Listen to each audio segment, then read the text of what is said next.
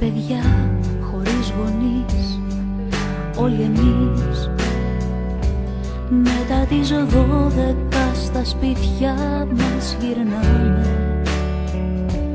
Τόσοι φίλοι, συγγενείς κι όμως κανείς ένα τηλέφωνο να μάθει πως περνάμε. Τα παιδιά που συναντώ όταν θα βγω